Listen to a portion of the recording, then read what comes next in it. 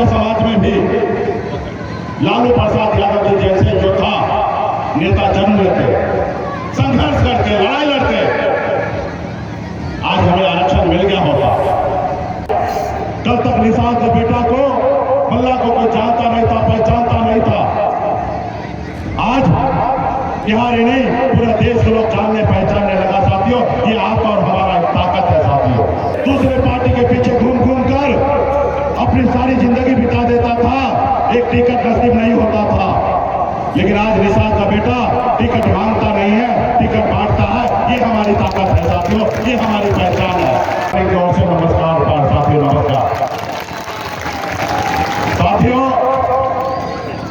निषाद आरक्षण संकल्प यात्रा को लेकर पिछले 4 महीना से यूपी, बिहार, झारखंड तीनों राज्य में रथ के माध्यम से हम लोग एक एक गांव में जाकर अपने लोगों को संकल्प करवाया।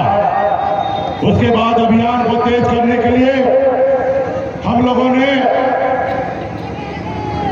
हर घर संकल्प अभियान के तहत पूरे बिहार में एक एक घर में जाकर संकल्प करवाने का काम किया साथियों।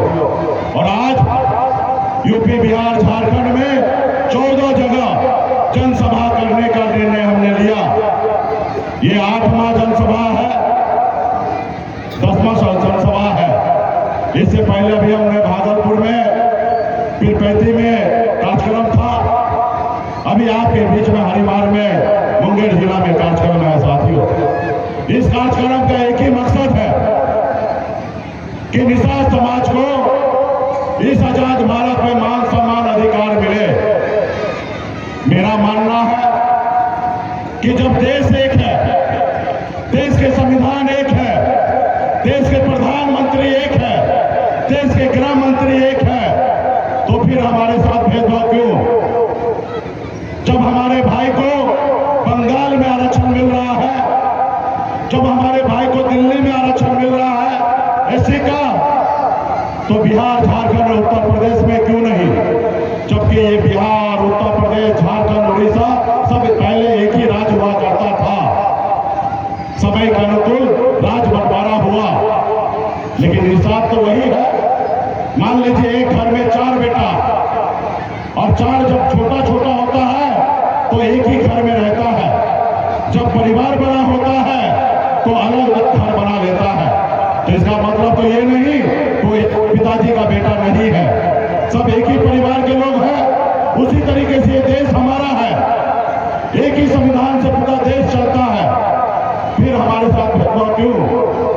इसलिए साथियों, आपको लड़ाई लड़ना पड़ेगा, संघर्ष करना पड़ेगा। जो आपका मांग है वो आपका एकदम जायज मांग है, इसलिए लड़ाई लड़ना पड़ेगा साथियों।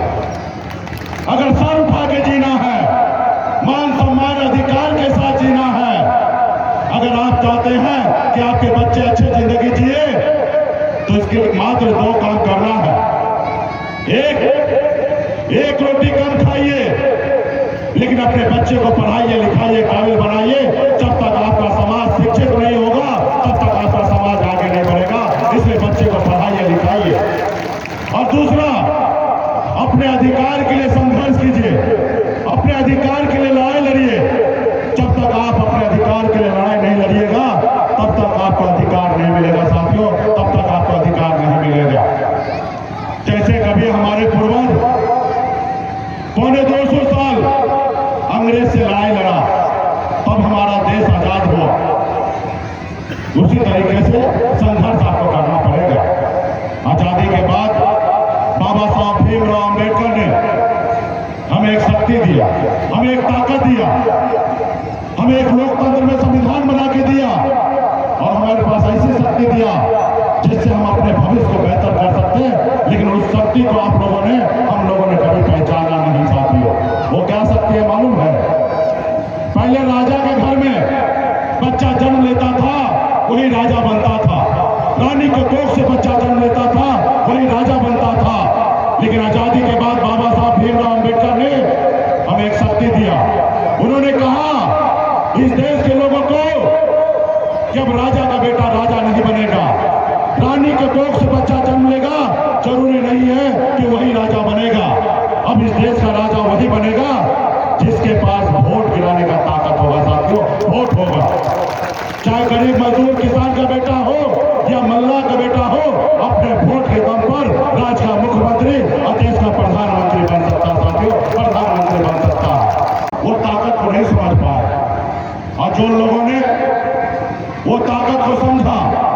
वो समाज कहां से कहां पहुंच गया। आप देखिए, जैसे हमारे लालू प्रसाद यादव जी,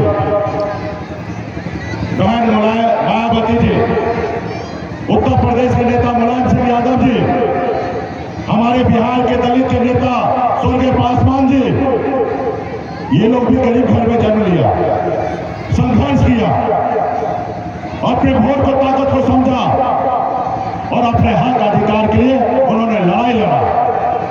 जब लालू प्रसाद जी दल बनाए तो उनके लोगों ने उनको साथ दिया।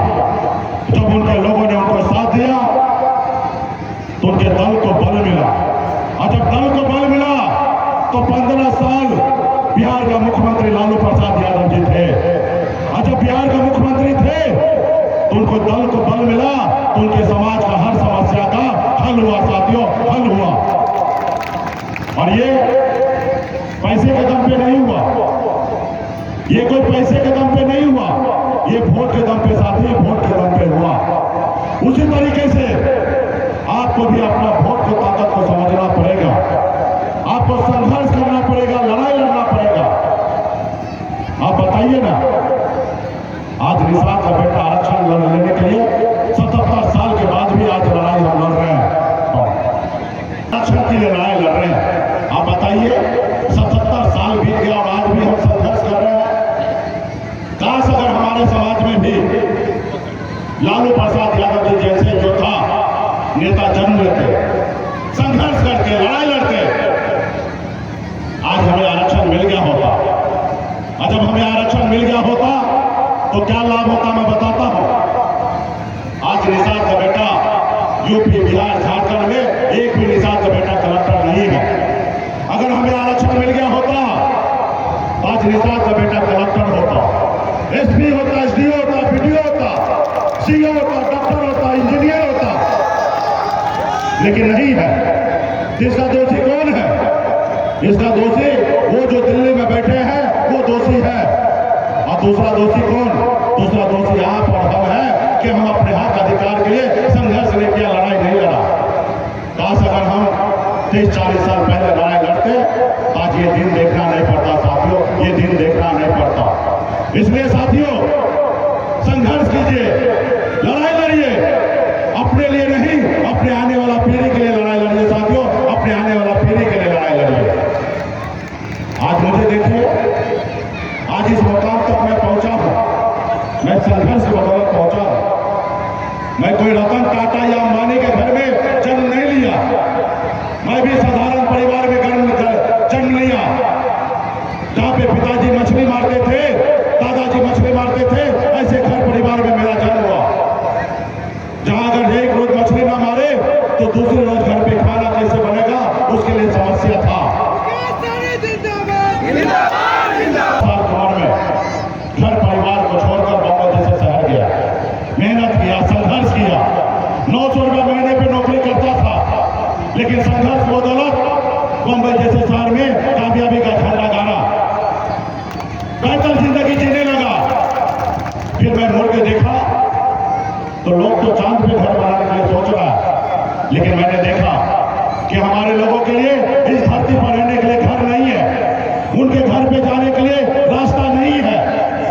फिर मैंने बम्बई के ऐशो आराम जिंदगी को छोड़कर आपके हक अधिकार के लिए पिछले 10 सालों से मैं लड़ाई लड़ रहा हूं साथियों। ये बात अलग है कि 10 सालों में हमने आरक्षण नहीं ले पाया, लेकिन बिहार में 10 सालों में हमने कम उपलब्धि हासिल नहीं किया। कल तक निषाद के बेटा को, मल्ला को कोई जानता नहीं था, पहचानता नहीं था। आज बिहार ही नहीं, पूरे देश के लोग जानने पहचानने लगा साथियों। ये आपका और हमारा एक ताकत है साथियों। दूसरे पार्टी के पीछे घूम घूम कर अपनी सारी जिंदगी बिता देता था, एक टिकट नसीब नहीं होता था, लेकिन आज निषाद का बेटा टिकट मांगता नहीं है, टिकट बांटता है। ये हमारी ताकत है साथियों, ये हमारी पहचान है। इसलिए साथियों, आपने देखा 2020 में आपके सहयोग से 4 विधायक हमने बनाया, अपने दम पर बिहार का मंत्री बना। आजाद भारत में पहली बार एक निषाद का मल्ला का बेटा के सहयोग से बिहार में मुख्यमंत्री बना साथियों, बिहार में मुख्यमंत्री बना। तो बिहार का मुख्यमंत्री नीतीश कुमार जी नहीं बनते। तो ये साथियों, ये हमारी उपलब्धि है। कल तक निषाद को कोई जानता नहीं था। लोग को लगता था कि निषाद मल्ला का मतलब होता है सिर्फ मछली मारना। हमने बिहार को बताया कि निषाद